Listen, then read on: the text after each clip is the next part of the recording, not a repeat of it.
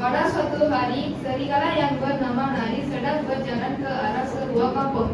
Serigala itu mengira dirinya bidadari Nari, yakni serigala yang berani. Dia juga dipanggil Tandira Nari karena sangat pandai membuat tipu muslihat.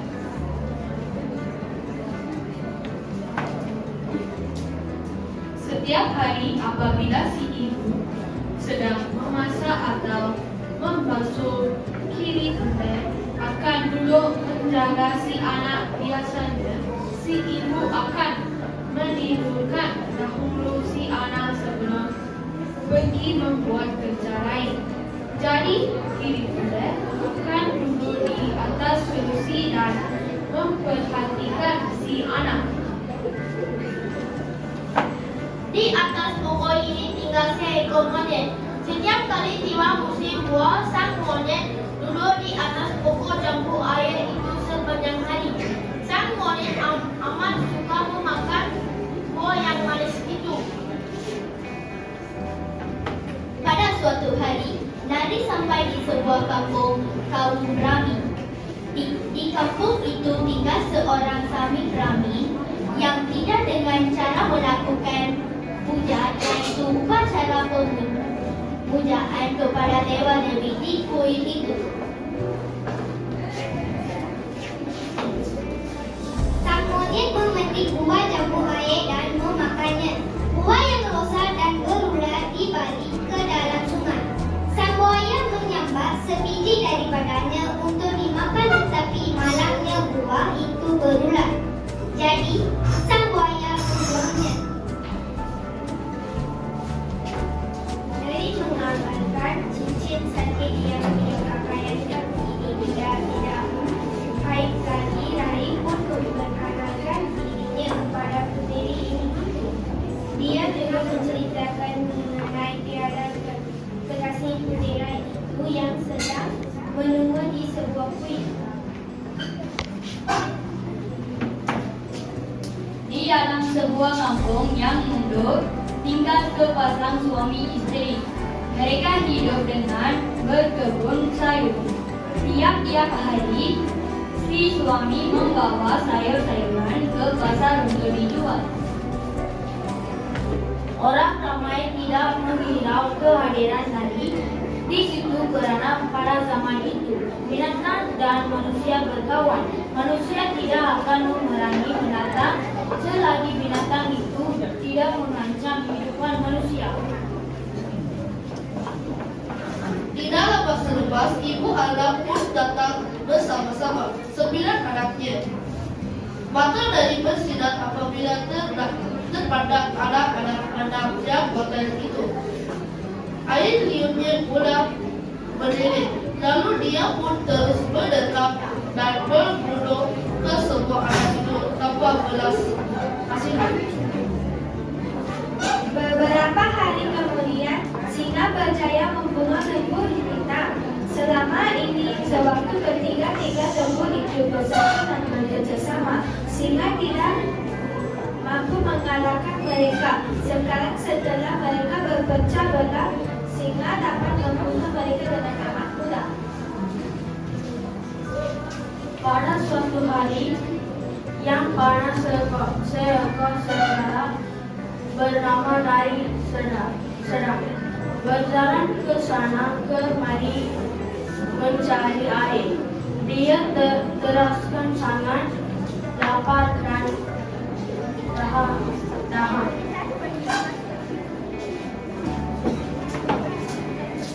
Putihlah pun saya sudah kata, alangkah baiklah kalau saya boleh memilih gunting yang baru.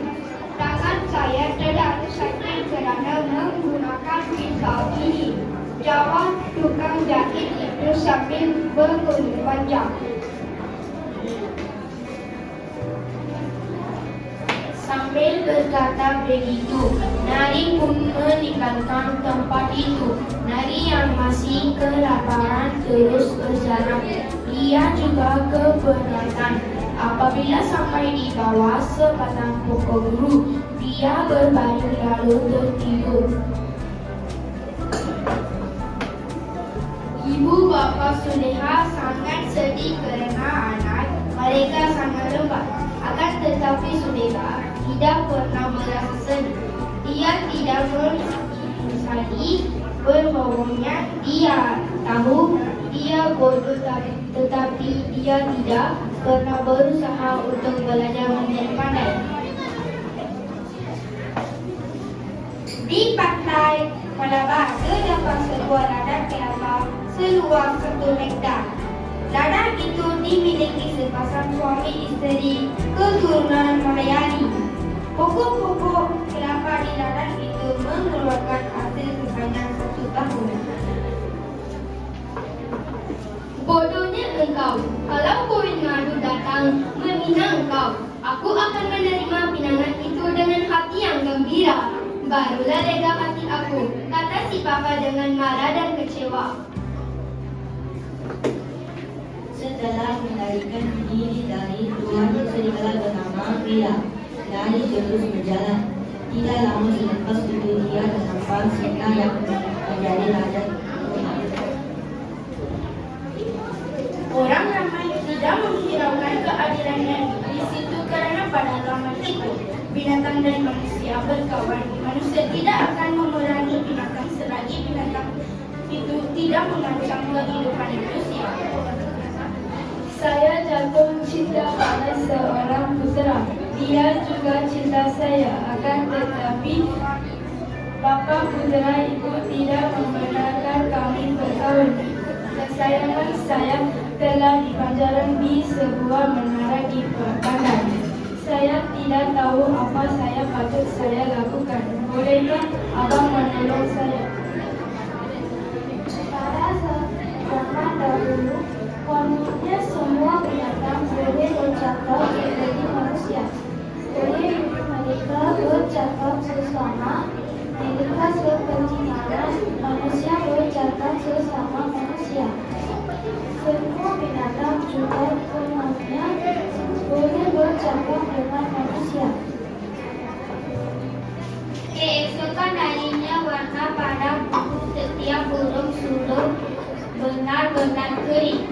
Warna itu tidak akan kering lagi. Warna itu akan kekal hingga mereka mati. Oh, abang singa dari cuba bersikap mesra.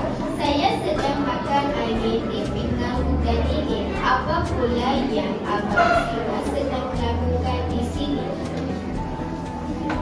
Sambil menyanyi sesuka hati, sang monyet memetik buah-buah yang masalah dan memakannya.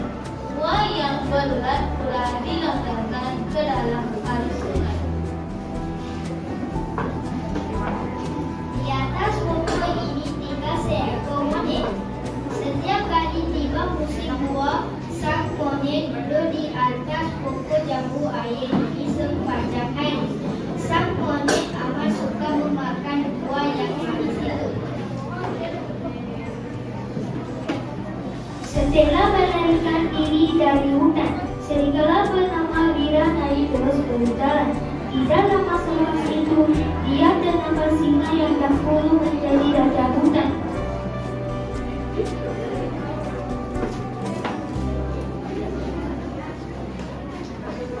Di atas pokok ini tinggal seekor bongkeng.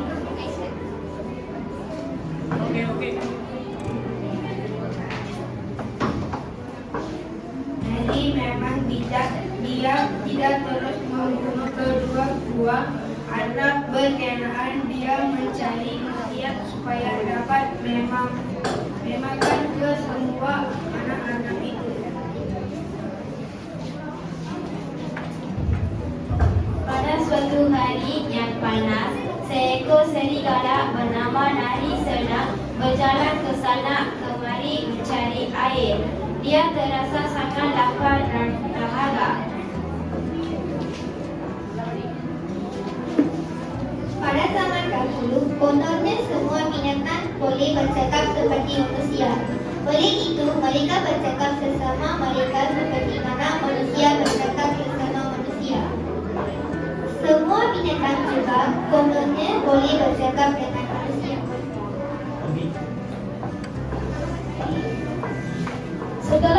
melarikan diri dari hutan. Serigala bernama Bidadari terus berjalan. Tidak lama selepas itu, dia terkapar singa yang dahulu menjadi raja hutan.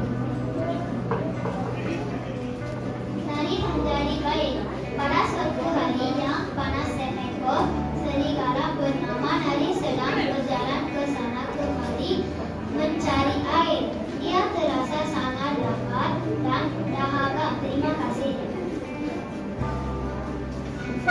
Sang monyet melontarkan sebiji buah cangkuk air yang masak ranum kepada sang buaya. Buaya itu menyambar buah itu dan memakannya. Pada suatu hari, Nari sampai di sebuah kampung Mauremi. Di kampung itu tinggal seorang cantik gadis yang gila dengan cara melakukan puja air. Upacara mengajukan kepada Dewa Dewi diikuti. Nari sudah pernah berjalan di taburan dan dia malu. Nari duduk di bawah pokok limau.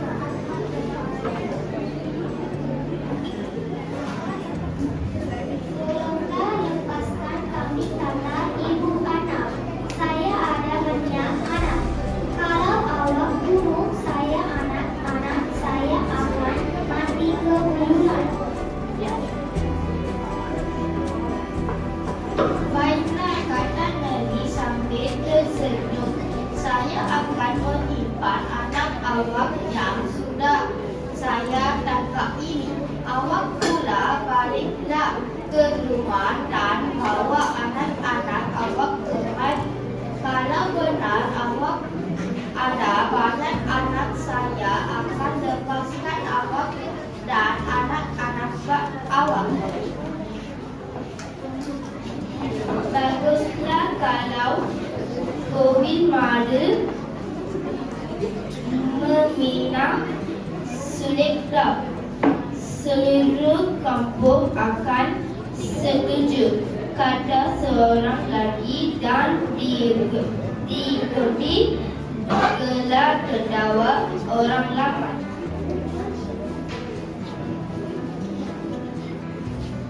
Akhirnya semua binatang di hutan takut pada harimau, singa, dan nari. Binatang-binatang itu pula lebih berhati-hati. Kalau mereka terdengar bunyi nari datang, semua binatang hutan cepat-cepat lari bersembunyi.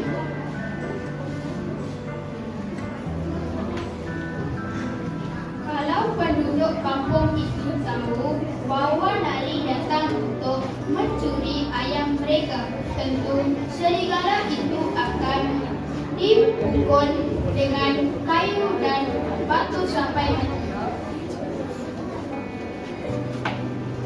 Saya monyet tidak nampak sesiapapun. Jadi dia menyangka bahwa antum atau pokok jambu air yang mendengar. Merpati melakukan warna kelabu, putih dan hitam serta sedikit warna hijau berkilau pada lehernya. Muri yang suka makan buah-buahan memiliki warna hijau. Di tebing sungai Godavari tumbuh sebatang pokok jambu air yang besar dan rendah. Dahan-dahannya tersebar ke arah daratan dan ke arah sungai. Pokok itu menghasilkan buah jambu air yang besar, merah manis. Buah nona berbonjol-bonjol dan berkulit hijau muda. Nari tidak pernah melihat buah nona sebelum ini. Jadi timbul keinginan dalam hati Nari untuk memakan buah itu. Nari seekor binatang yang cerdik tetapi sering bermegah diri. Baginya di alam yang terbaik dia memandang rendah binatang-binatang yang lebih kecil dan lemah.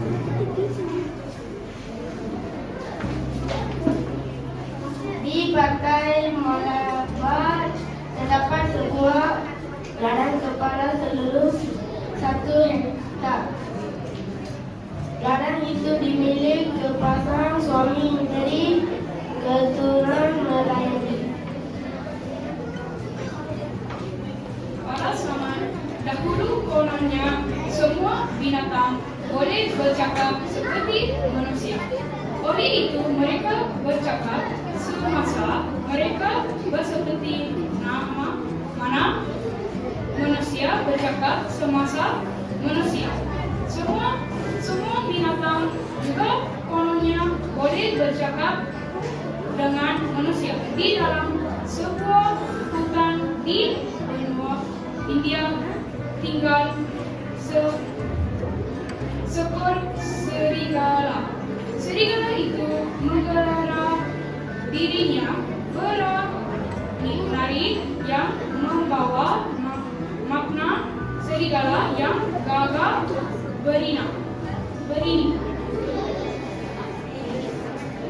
Kemudian Gagak melukiskan corak-corak yang seperti helai pengantin.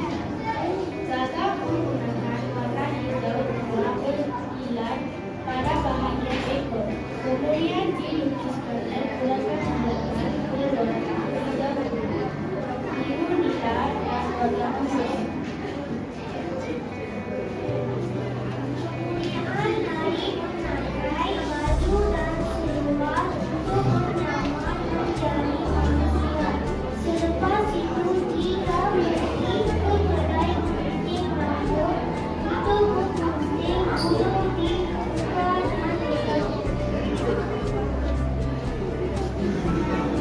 Awak jangan cuba menipu saya, kata Nari sambil terus memegang kedua-duanya dengan erat. Awak fikir saya akan melepaskan awak berdua kalau awak mengatakan bahawa awak ada anak-anak.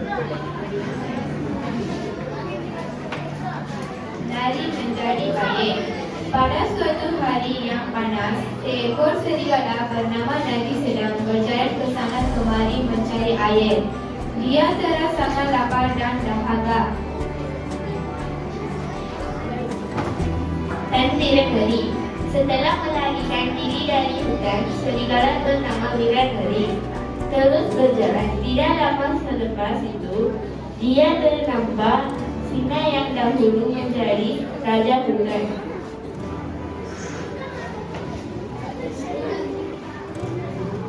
Maka ketiga-tiga bintang itu pun memikirkan cara untuk menukar warna bulu mereka. Akhirnya mereka mengambil keputusan untuk menemui Dewa Siwen.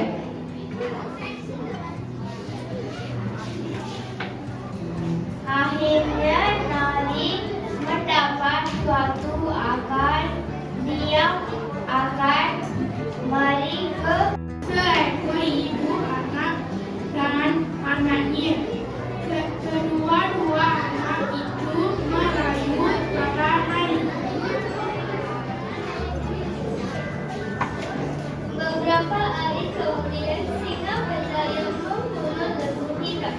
Selama ini sewaktu ketiga-tiga lembu itu bersatu dan bekerjasama, singa tidak mampu mengalahkan mereka.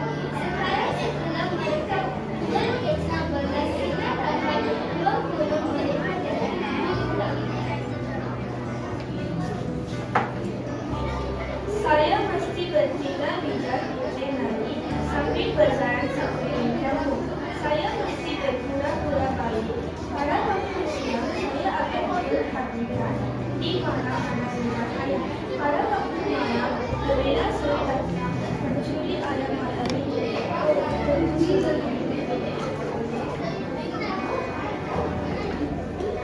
Tiada gunanya kau mengguna aku sekarang. Aku cadangkan supaya kau membawa aku pulang. pulang ke pokok jambu air itu. Aku akan mengambil arti yang sedang dijembu itu dan menyerahkannya kepada kau. Sang monyet berkata dengan selambang. Pada zaman dahulu, kononnya semua binatang boleh bercakap seperti manusia. Oleh itu, mereka bercakap sesama mereka seperti mana manusia bercakap sesama manusia. Semua binatang juga kononnya boleh bercakap dengan manusia.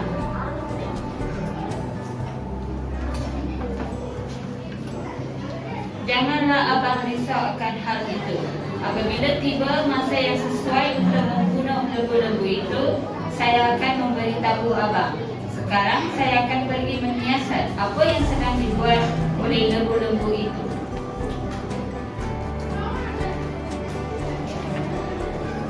Nari meneruskan perjalanan sambil membawa kapal itu. Selepas sehari untuk berjalan, Nari bertemu dengan seorang lelaki tua yang sedang duduk termenung di bawah sebatang pokok. Di sisinya kelihatan sebilah kapak yang pemegangnya sudah patah.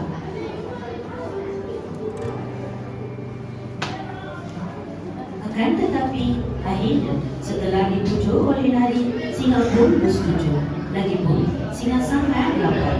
Dia terpaksa menurut kata-kata Nari jika mau membunuh dan memakan daging lembu-lembu tersebut.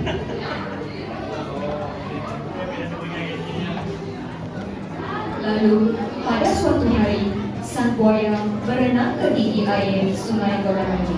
Dari sana, dia nampak sang monyet yang sedang bergayut pada dahan pokok jambu air sambil menyanyi. Anak cemperai terus tinggal di rumah pasangan suami isteri berkenaan. Dia dijaga dengan amat baik oleh mereka. Anak cemperai itu diberi nama Kiri pula oleh pasangan suami isteri tersebut. Apabila selesai mendengar perbualan itu, Nari mendapat makan.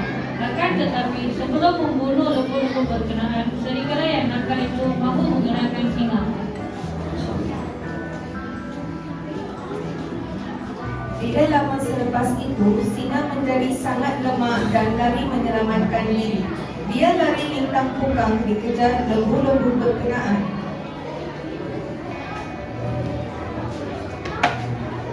Oleh sebab terlalu lapar, Nari mengambil keputusan untuk membaham gadis itu. Lalu, Nari berjalan perlahan-lahan dan dengan penuh berhati-hati menghampiri gadis itu.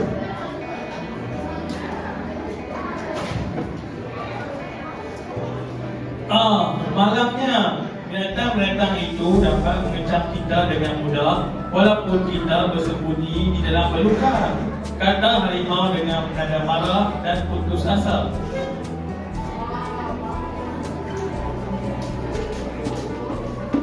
Sehingga harimau dan serigala pun pulang dengan gembira sambil menjunjung beberapa serbu berisi pewarna.